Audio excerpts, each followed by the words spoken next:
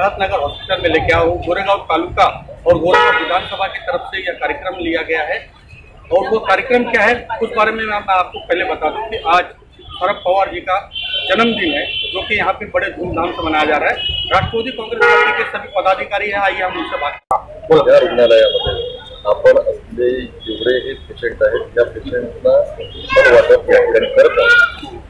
आदरणीय पवार साहेबांच्या वाढदिवसानिमित्त पवार साहेबांनी सर्वांना सूचित केलेलं आहे संपूर्ण कार्यकर्त्यांना की या पूर्ण असलेल्या राज्यभरामध्ये संपूर्ण राज्यामध्ये दुष्काळ जो पडलेला आहे त्या दुष्काळाच्या वरती लक्ष ठेवून त्या ठिकाणी दुष्काळी भागात आपण जाऊन त्यांना मदत करावी। माझ्या वाढदिवसाच्या पेक्षा त्या ठिकाणी त्यांना जी मदत होईल खरे अर्थाने या माझ्या वाढदिवसाची भेट असेल। आणि आपण या ठिकाणी हे फलवाटप वगैरे करतो। त्यानंतर आपण या ठिकाणी असलेलं गोरेगावमध्ये एक HIV सेंटर आहे। HIV जागृती मुलं त्या ठिकाणी 40-45 आहेत। त्या मुलांसाठी तिथे त्या मुलांमध्ये जाऊन आपण पवार साहेबांचा त्या ठिकाणी वाढदिवस HIV जो कि आज हिंदुस्तान में बहुत ही कहते हैं कि सैलाब की तरफ फैलता जा रहा है। ऐसे HIV से जो समाज बच्चों लोग को दूर कर देते हैं, ऐसे समाज के लिए आज राष्ट्रवादी और उनके कार्यकर्ता यहाँ पे पहुंचे हैं उनकी मदद के लिए, जो कि छुआछूत की बीमारी कही जाती है। लेकिन आज ये राष्ट्रवादी की जो यहाँ पे पदाधिकारी है आज शरद पवार जी के जन्मदिन पे उनसे मुलाकात करेंगे और उनका हाल जानेंगे। त्याप्रमाणे जसं पवार साहेबांनी नेहमी सांगतात पवार साहेब की आपण सामाजिक कार्य जास्त राजकारण कमी सामाजिक कार्य जास्त करावं। याच्या अनुषंगाने आम्ही देखील त्यांच्या पावलावर पाऊल घेऊन या कार्यक्रमाला राबवतो।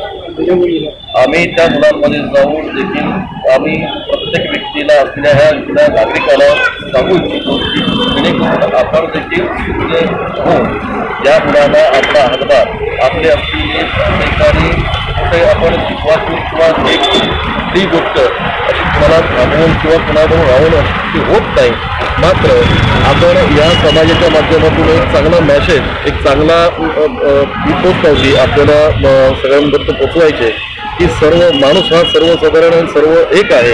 आपण कुणामध्ये भेदभाव न करता आपण या सगळ्यांना घेऊन आपण चाललं पाहिजे, जेणेकरून याच्या पुढे देखील या गोरेगाव नव्हे तर मुंबईत नाही तर महाराष्ट्रामध्ये अखंड भारतामध्ये पवार साहेबांच्या माध्यमातून ज्या पद्धतीने जी काही योजना आणि ज्या प्रकारे त्यांचे उपक्रम राबवले जातात तर त्याला अतिशय राष्ट्रवादी काँग्रेस पक्षाच्या वतीने संपूर्ण कार्यकर्त्यांच्या वतीने याच्या पुढे देखील आपल्याला चांगलाच चांगला प्रतिसाद मिळेल ही अपेक्षा आम्ही बाळगतो। आणि आदरणीय पवार साहेबांच्या वाढदिवसानिमित्त देखील असं चांगले सगळ्या ठिकाणी मेसेज जाईल आणि या प्रकारेच आम्ही आमचं कामकाज या ठिकाणी करतो।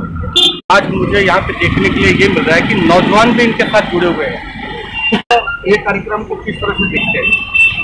इस कार्यक्रम को हमें लोगों तक पहुंचाना है और बढ़िया से काम करना है। हमें जो गरीब लोग हैं पवार साहब के जन्मदिन के मौके पर ज़्यादा से ज़्यादा गरीबों तक पहुँचे, जैसे HIV जैसे प्रोग्राम लेने हैं, हैंडीकैप जैसे प्रोग्राम ले, गॉगल चश्मा बटा और मेडिकल कैंप हम चला रहे हैं। इसके अलावा हर महीने में हम लोग गरीब औरतों को विधवा औरतों को अनाज बांटते हैं 3 किलो हर महीना, और इसी तरह से प्रोग्राम लेना चाहते हैं।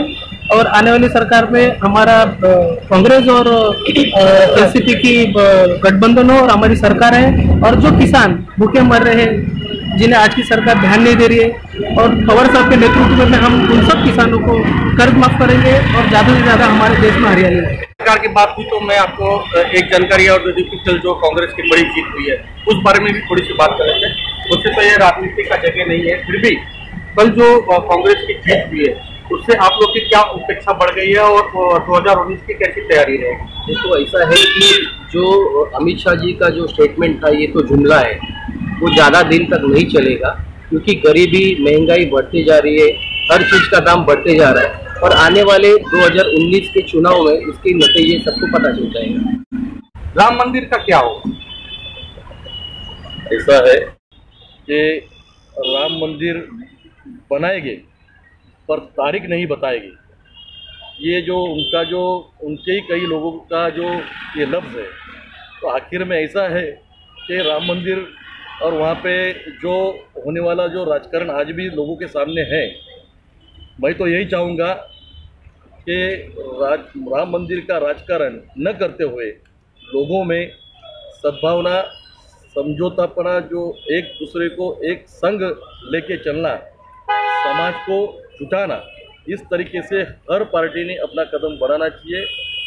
हमारी पार्टी के माध्यम से हम यही सीखते हैं और सबको लेके चलने वाले हमारी पार्टी है।